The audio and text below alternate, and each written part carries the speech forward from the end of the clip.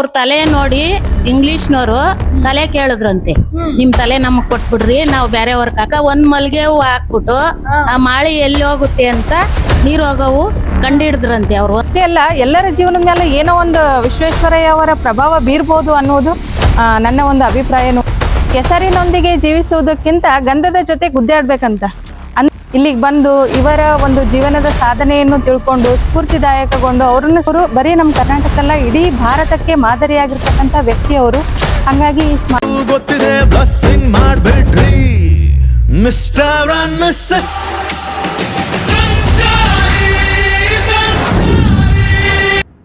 ಮುದ್ದೇನಹಳ್ಳಿ ಅಂದ ತಕ್ಷಣ ಎಲ್ಲರಿಗೂ ನೆನಪಾಗೋದು ಸರ್ ಎಂ ವಿಶ್ವೇಶ್ವರಯ್ಯ. ವಿಶ್ವ ಕಂಡಂತ ಅದ್ಭುತ ವಿಜ್ಞಾನಿ ಸರ್ ಎಂ ವಿಶ್ವೇಶ್ವರಯ್ಯ ಅವರ ಜನ್ಮಸ್ಥಳ ನಾವಿವತ್ತು ಬಂದೀವಿ ವೀಕ್ಷಕರೇ. ಇದು ಚಿಕ್ಕಬಳ್ಳಾಪುರ ಜಿಲ್ಲೆಯ ಮುದ್ದೇನಹಳ್ಳಿಗೆ ನಾವು ಬಂದೀವಿ ನೋಡ್ರಿ.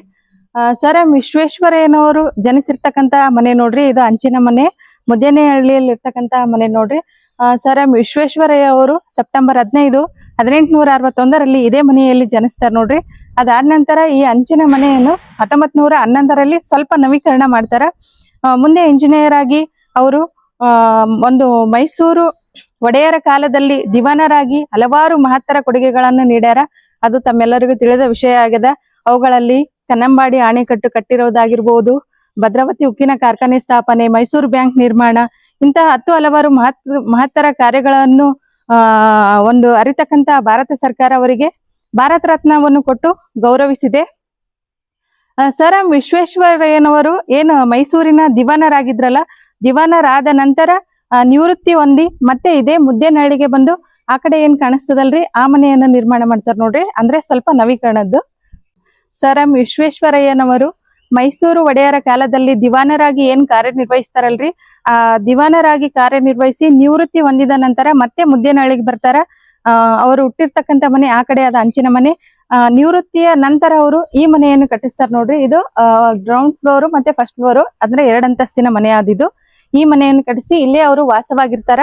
ಪ್ರಸ್ತುತ ಸರ್ ಎಂ ವಿಶ್ವೇಶ್ವರಯ್ಯನವರು ವಾಸವಾಗಿರ್ತಕ್ಕಂಥ ಈ ಮನೆಯನ್ನೇ ವಸ್ತು ಸಂಗ್ರಹಾಲಯವನ್ನಾಗಿ ಮಾಡಿ ಅವರು ಬಳಸಿರ್ತಕ್ಕಂಥ ವಸ್ತುಗಳಾಗಿರ್ಬೋದು, ಆಮೇಲೆ ಅವರು ಎಲ್ಲಾದ್ರೂ ಹೋಗಿರ್ತಾರಲ್ಲಿ ತೆಗೆಸ್ಕೊಂಡಿರ್ತಕ್ಕಂಥ ಫೋಟೋಸ್ ಆಗಿರ್ಬೋದು, ಅವರಿಗೆ ಬಂದಂತಹ ಪ್ರಶಸ್ತಿಗಳಾಗಿರ್ಬೋದು, ಎಲ್ಲವನ್ನು ಈ ಮನೆಯಲ್ಲದವ ನಾವು ನೋಡ್ ಬಂದಿವಿ ಇವಾಗ. ಬಟ್ ಒಳಗ ಫೋಟೋ ಅಲ್ಲವಿಲ್ರಿ, ಹಂಗಾಗಿ ನಾವು ತೋರ್ಸಿಲ್ಲ. ಅವರು ಬಳಸಿರ್ತಕ್ಕಂಥ ಬೆಡ್, ಕಾರ್ಡು, ಪೆನ್ನು, ಆಮೇಲೆ ಗ್ಲಾಸು, ಅವರು ಯೂಸ್ ಮಾಡಿರ್ತಕ್ಕಂಥ ಬಟ್ಟೆಗಳಾಗಿರ್ಬೋದು ಪ್ರತಿಯೊಂದನ್ನು ಇಟ್ಟಾರ. ಬಟ್ ಇದನ್ನ ಭಾರತ ಸರ್ಕಾರ ಇನ್ನೂ ಯಾವುದೋ ಒಂದು ದೊಡ್ಡ ಲೆವೆಲಿಗೆ ಮಾಡ್ಬೋದಾಗಿತ್ತು. ಒಂದು ಸರ್ವೇ ಸಾಮಾನ್ಯ ಒಬ್ರು ಮೇಂಟೆನೆನ್ಸ್ ಮಾಡಕ್ ಒಬ್ರು ಇಟ್ಟಾರ ಅಷ್ಟೇ. ಇದು ವೈಯಕ್ತಿಕ ಅದ, ಇನ್ನು ಸರ್ಕಾರದ ಅಧೀನದಲ್ಲಿ ಇಲ್ಲ ಅಂತ ಅವ್ರು ಹೇಳಿದ್ರು.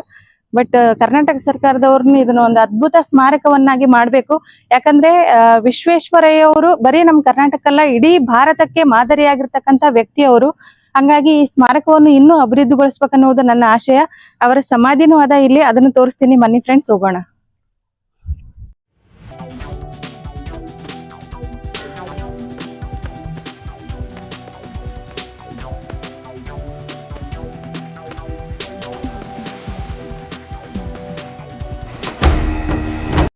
ಸರ್ ಎಂ ವಿಶ್ವೇಶ್ವರಯ್ಯ ಅವರ ಸ್ಮಾರಕಕ್ಕೆ ನಾವು ಬಂದೀವಿ ನೋಡ್ರಿ ಫ್ರೆಂಡ್ಸ್. ಇವತ್ತು ವಿಶ್ವೇಶ್ವರಯ್ಯನವರು ಇದೇ ಮುದ್ದೇನಹಳ್ಳಿಯಲ್ಲಿ ಜನಿಸಿದ್ರು. ಆಮೇಲೆ ಅವರು ಜನನವಾಗಿರ್ತಕ್ಕಂಥ ಮನೆ ಆಗಿರ್ಬೋದು, ಆಮೇಲೆ ಅವರು ರಿಟೈರ್ಮೆಂಟ್ ಆಗಿ ಕಟ್ಸಿರ್ತಕ್ಕಂಥ ಮನೆನೇ ಈ ವಸ್ತು ಸಂಗ್ರಹಾಲಯ ಮಾಡ್ಯಾರ ಅಂತ ಹೇಳಿದ್ನಲ್ರಿ, ಅದನ್ನು ಸಹ ತೋರಿಸಿನಿ. ಬಟ್ ಇದು ನೋಡ್ರಿ ಅವರ ಸಮಾಧಿ.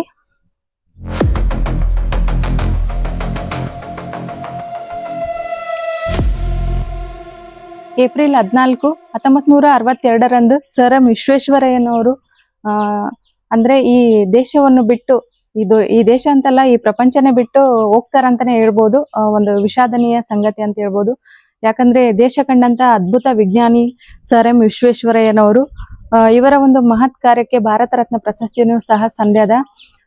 ಇವರ ಒಂದು ಅಪೂರ್ವ ಕೊಡುಗೆ ಯಾವ ತರ ಇತ್ತು ಅಂದ್ರೆ, ಸೆಪ್ಟೆಂಬರ್ 15, 1861 ವಿಶ್ವೇಶ್ವರಯ್ಯ ಅವರು ಏನ್ ಜನಿಸ್ತಾರಲ್ರಿ, ಆ ಒಂದು ಜನನದ ಸವಿ ನೆನಪಿಗಾಗಿ ವಿಶ್ವೇಶ್ವರಯ್ಯ ಅವರ ಜನ್ಮದಿನವನ್ನು ಇಂಜಿನಿಯರ್ಸ್ ಡೇ ಅನ್ನಾಗಿ ಆಚರಣೆ ಮಾಡ್ತಾರೆ ನೋಡ್ರಿ. ಯಾಕಂದ್ರೆ ಅವರ ಒಂದು ಕೊಡುಗೆ ಇಡೀ ನಮ್ಮ ಭಾರತಕ್ಕಷ್ಟೇ ಅಲ್ಲ ಪ್ರಪಂಚಕ್ಕೆ ಮರೆಯದಂತ ಕೊಡುಗೆ. ಅವರು ಅಷ್ಟು ಶಾರ್ಪ್ ಆಗಿದ್ರು.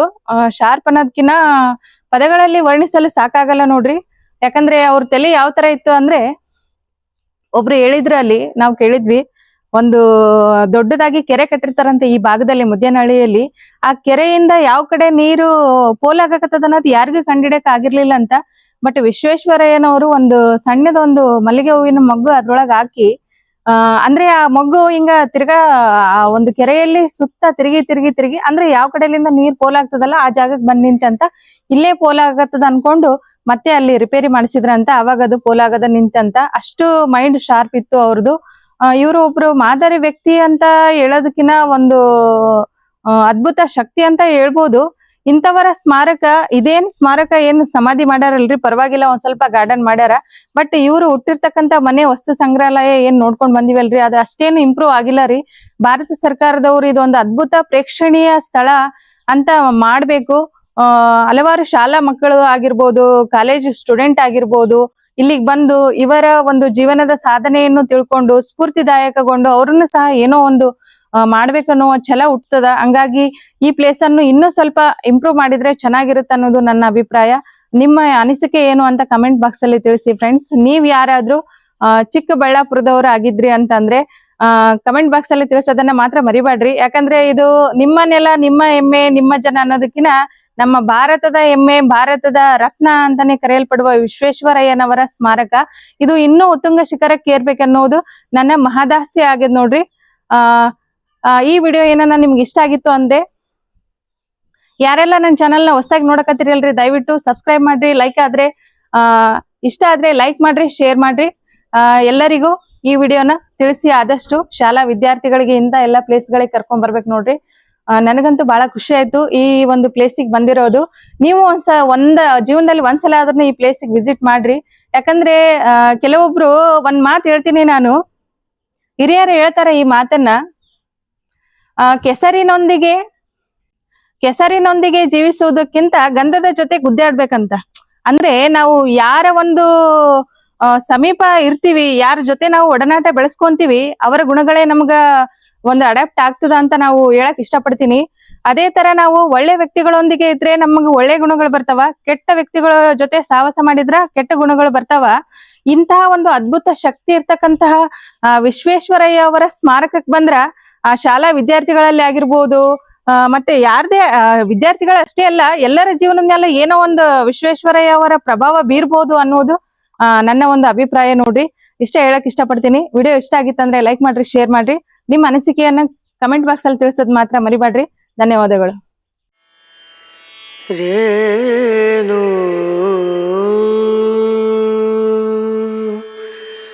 ರನಾ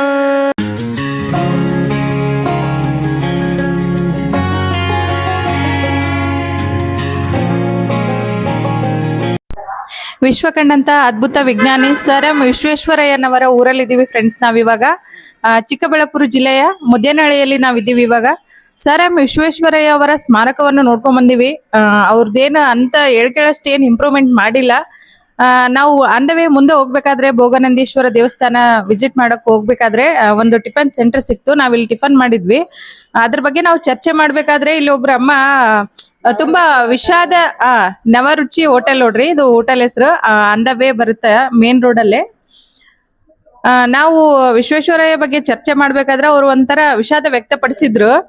ಯಾರ್ಯಾರ್ದೋ ಸ್ಮಾರಕಗಳನ್ನ ಎಷ್ಟೆಷ್ಟೋ ಇಂಪ್ರೂವ್ಮೆಂಟ್ ಮಾಡಿರ್ತಾರ, ಸರ್ ಎಂ ವಿಶ್ವೇಶ್ವರಯ್ಯನವರ ಸ್ಮಾರಕನ ಏನು ಇಂಪ್ರೂವ್ಮೆಂಟ್ ಮಾಡಿಲ್ಲ ಅನ್ನೋದು ಅವ್ರದ್ದು ಒಂದು ಮನದಾಳದ ಮಾತು. ಯಾವ ತರ ಹೇಳ್ತಾರಂತ ಕೇಳೋಣ. ನನ್ಗಂತೂ ತುಂಬಾ ಖುಷಿ ಆಯ್ತು ಅವ್ರ ಬಗ್ಗೆ ಇರ್ತಕ್ಕಂತ ಅಭಿಮಾನ. ನಾವು ಸಣ್ಣ ಮಕ್ಕಳಿಗೆ ನಾವು ಏನು ಆದರ್ಶ ಪ್ರಿಯರಾಗಿರ್ತಕ್ಕಂಥ ವ್ಯಕ್ತಿಗಳು ಅಂದ್ರೆ ಸರ್ ಎಂ ವಿಶ್ವೇಶ್ವರಯ್ಯನ ಬಗ್ಗೆ ಹೇಳಿದ್ರ ಎಷ್ಟು ಹೇಳಿದ್ರನ್ನ ಸಾಕಾಗಲ್ಲ.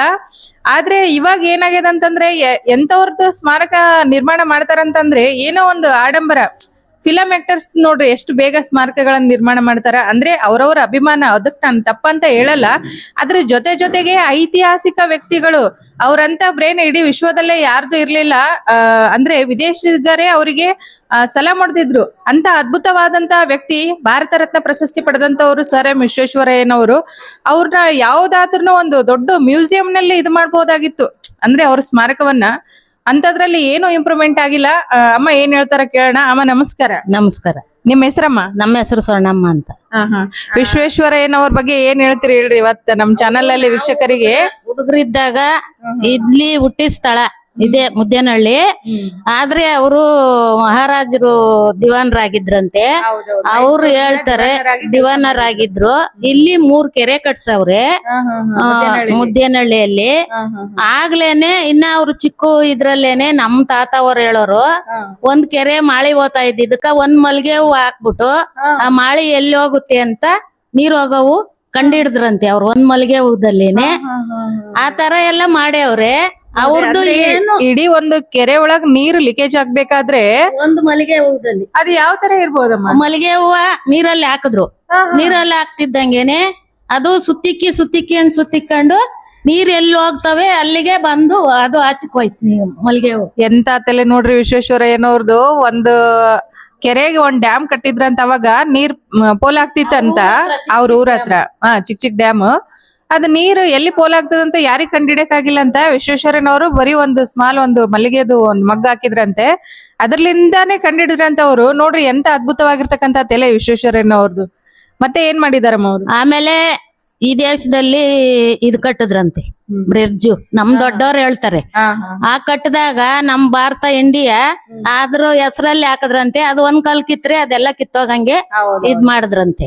ಅದು ಒಂದ್ ಮಾಡಿದ್ರು.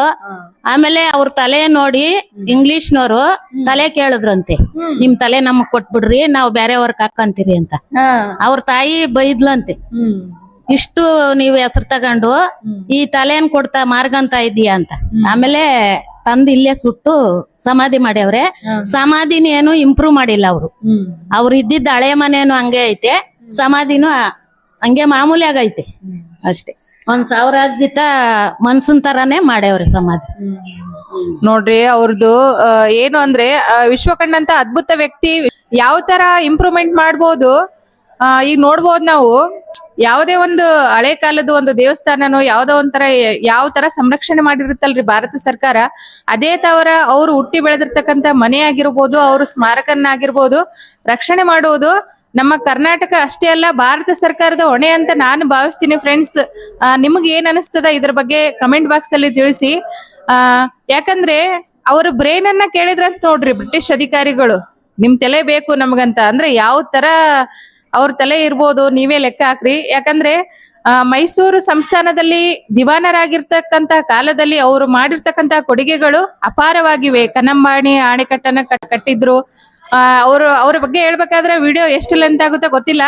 ಯಾಕಂದ್ರೆ ನಾನು ಟೀಚರ್, ಅವ್ರ ಬಗ್ಗೆ ಪಾಠ ಮಾಡಕ್ ನಿಂತ್ರ ಒಂದು ದಿನಾನೇ ಸಾಕಾಗಲ್ಲ. ಅಷ್ಟು ವಿಶ್ವ ಕಂಡಂತ ಅದ್ಭುತ ವ್ಯಕ್ತಿ ಸರ್ ಎಂ ವಿಶ್ವೇಶ್ವರಯ್ಯನವರು.